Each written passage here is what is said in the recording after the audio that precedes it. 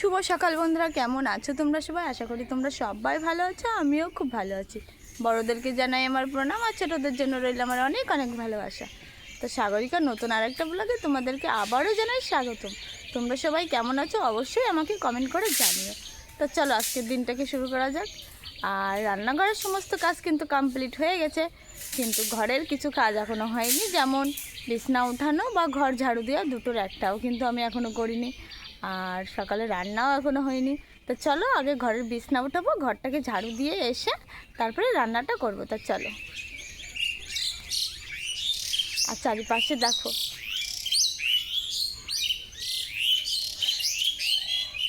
দেখো পাখি ডাকছে কত সুন্দর, বেশ ভালোই লাগে। সকালে উঠে না আমাদের এখানে প্রচুর পাখি, তো সকালে উঠেই পাখির ডাক শুনতে আমার খুব ভালো লাগে। তো চলো এখন ঘরে যাওয়া যাক, আর ঘরের কাজগুলো কমপ্লিট করে আবার রান্না করতে হবে। তো চলো আগে ঘরের কাজগুলো কমপ্লিট করে আসি।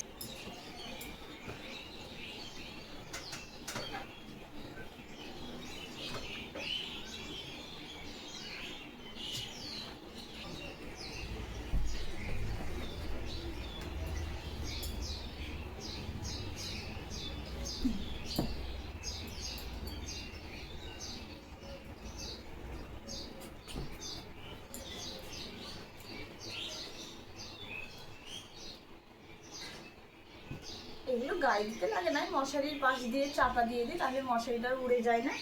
আর যে ফ্যান চলে মশারি এমনি হাওয়ায় উড়ে চলে যায়।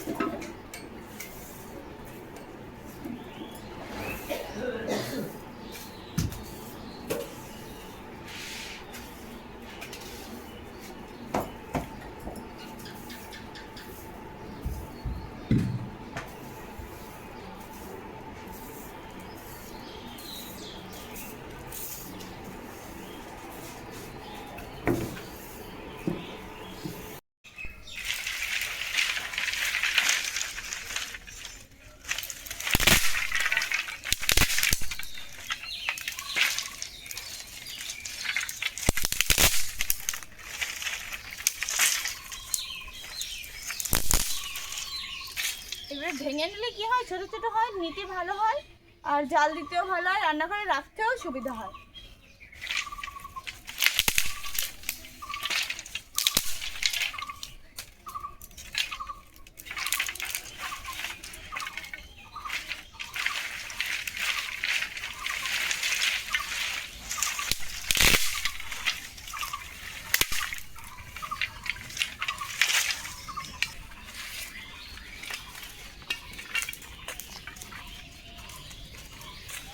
দেখো একবারে কিন্তু অনেকগুলো নিয়ে রেখে দিই, তাহলে আর বারবার নেওয়া লাগে না।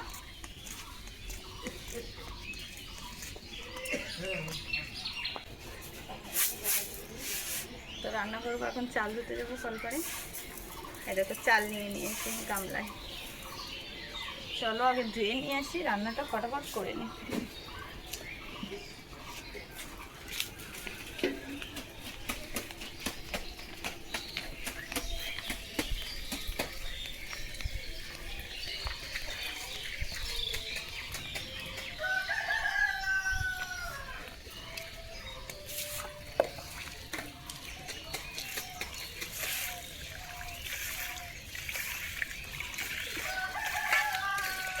দেখো পাশের বাড়ি মুরগি ডাকছে।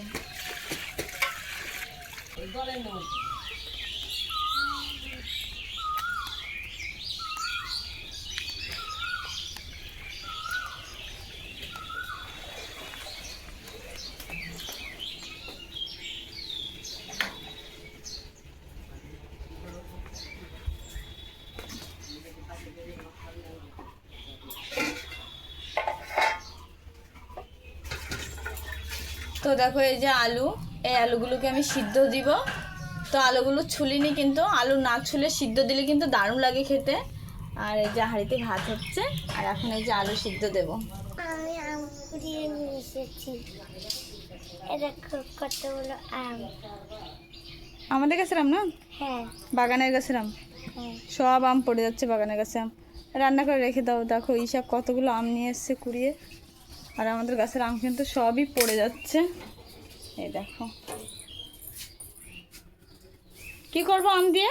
আম দিয়ে ওই যে টক বানাই দিবা। কে খাবে? আমি। আর হচ্ছে আমের চচ্চড়ি বানাই দিবা। আচ্ছা। তো ঈশা এই যে আম কুড়িয়ে নিয়ে এসছে, এখন বায়না করেছে মা আমাকে আম ছুলে দাও, আমি আম খাবো। এখন দেখো সকালে উঠে এখন আম ছুলে দিতে হচ্ছে, আম খাবে। কি বলতে ইচ্ছা করে বলো তো? সকালে কেউ আম খায়? ও খায়, ও পাগলি খায়, আমার পাগলি। আমি বলছি বারবার দুপুরে খাবি, আমের টক করে দেবো, চাটনি করে দেবো, যা করে দেবো সেটা খাবি, তা না আমি এখন আম ছুলে দাও, আমি এখন আম খাবো। তো দি খাক, সকালে ঘুম থেকে উঠে আম খাবে।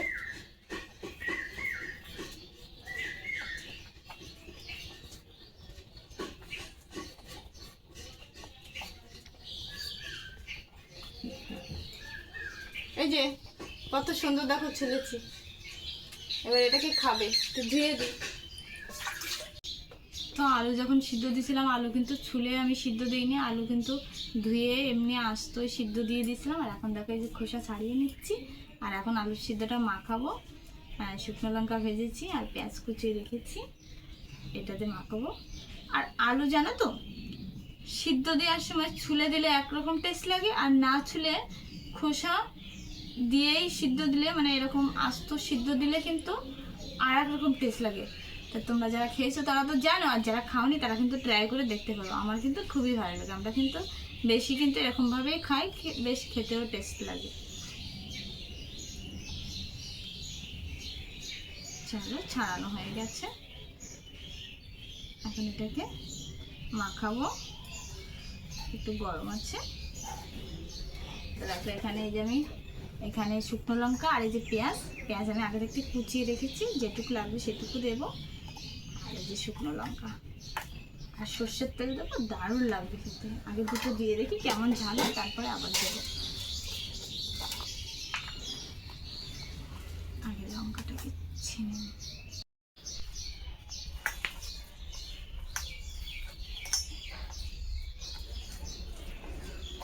তো দেখো এটা কত সুন্দর লাগছে দেখতে, কালারটা দেখো, শুধু আলু সিদ্ধ মাখিয়েছি।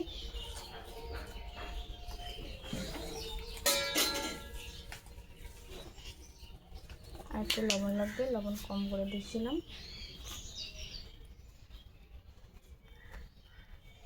এবার হয়ে যাবে। তো দেখো আলু সিদ্ধর কালারটা দেখো কত সুন্দর হয়েছে। আর এখানে এই যে থালে আমরা ভাত, সবার ভাত নিয়ে নিয়েছি। এখানে এই যে সবার ভাত আছে। তো চলো আমরা তো সকালে খাওয়া দাওয়া করেছি বন্ধুরা, তো সেই থালা বাসন নিয়ে বসেছি ধুতে। আর এই থালা বাসনগুলো ধুয়েই কিন্তু আমার কাজ কমপ্লিট না, কেননা এখনও কিছু জামা কাপড় আছে ধোয়ার জন্য, তো সেগুলো এখনও ধুতে পারি না। এগুলো ধুয়েই কিন্তু জামা কাপড়গুলো ধোবো। তো চলো আগে বাসনগুলো ধুয়ে নিই।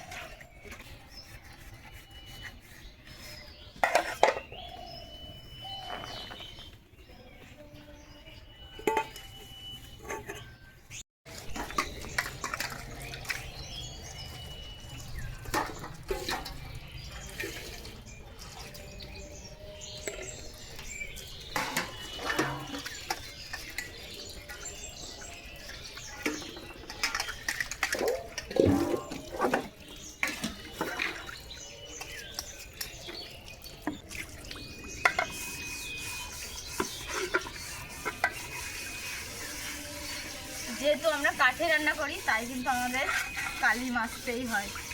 দেখো কালি সব ধুয়ে দিয়ে যাচ্ছে তলা থেকে। আর এই প্লেটটার উপরে রাখা হয়, এইটাও কালি কালি হয়ে যায়, মাঝে মাঝেই পরিষ্কার করে নিই।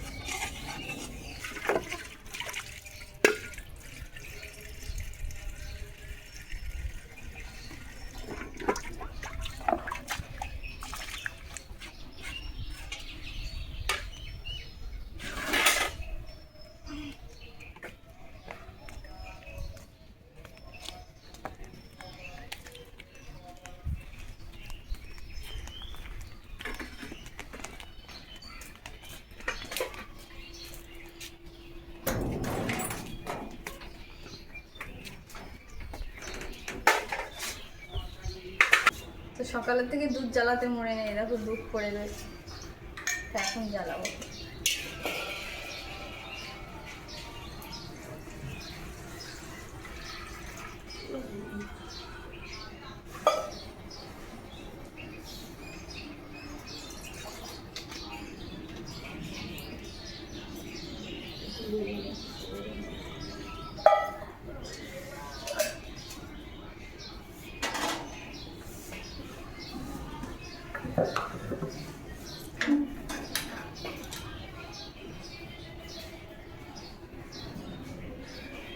চলো, এটা আস্তে দেওয়া আছে, একদম স্লো করে দিয়েছি, আস্তে আস্তে হতে থাকুক। আর ততক্ষণে আমি জামা কাপড়গুলো কাচতে দেবো। এইরকম এই যে জামা কাপড় সব রয়েছে, আমি কিন্তু কাচিনি। তো চলো আগে কেচে আসি। আর গ্যাসের দুধ বসানো আছে, মাকে বলবো একটু দেখতে, আগে কেচে আসি, মা দেখবে আসতে। এগুলো ঈশার স্কুল ড্রেসের জামা। বস্তা গরমে এই জামা পরা যে কি কষ্ট বাচ্চাকে, কি বলবো আর।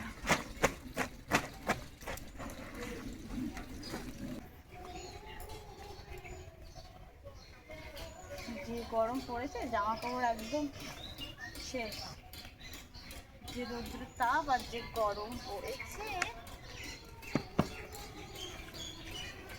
একটু পরেই তুলে নিয়ে যাবো, কেননা অনেক গরম পড়েছে, রোদ্রও পড়েছে, এই জামা কাপড় থাকলে একদম পুড়ে যাবে।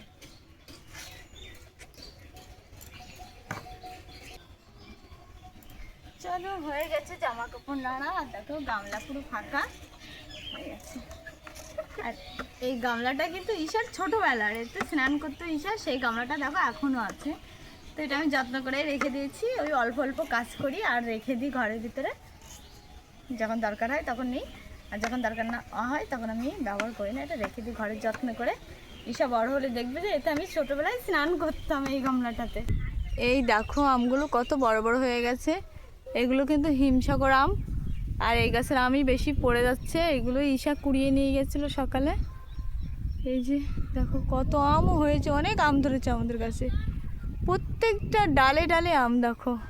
আর এইসব জায়গাতে আগে দেখতে তোমরা পেঁয়াজ লাগানো ছিল, কিন্তু দেখো পেঁয়াজ তো কবেই উঠে গেছে। আর মানুষ দেখো সব জমিতে কেউ তিল দিয়েছে, কেউ পাট দিয়েছে। আর এটা আমাদের জমি, আমাদের জমিটা এখনও ফাঁকা রয়েছে, এখনও কিছু দেওয়া হয়নি। আর দূর দিয়ে যে জমিগুলো দেখা যাচ্ছে, কোনো কোনো জমিতে তিল দিয়েছে, কোনো কোনো জমিতে পাটও দিয়েছে। ওই যে কেউ একজন চাষ করছে জমিতে, দেখো মাঠ পুরো ফাঁকা। আর এই সাইডে তো আমাদের ওই যে কুমড়ো শাক লাগিয়েছিল মা, সেটা। আর এখন একটু মাঠের দিকে, মাঠ বলতে বাড়ির নিচে যে জমিটা, ওইখানে আসলাম, গরম লেগেছে তাই আম গাছের নিচে একটু হাওয়া খেতে এসেছিলাম। তাই ভাবলাম তোমাদের সাথে একটু এই প্রাকৃতিকটা শেয়ার করি। তো চলো বন্ধুরা, আজকের ব্লগটা কিন্তু এই পর্যন্ত। তোমাদের কেমন লেগেছে অবশ্যই কিন্তু আমাকে কমেন্ট করে জানিও। আর সবাই ভালো থেকো, সুস্থ থেকো, আর নিজের পরিবারের খেয়াল রেখো। তা চলো, টাটা, বাই বাই।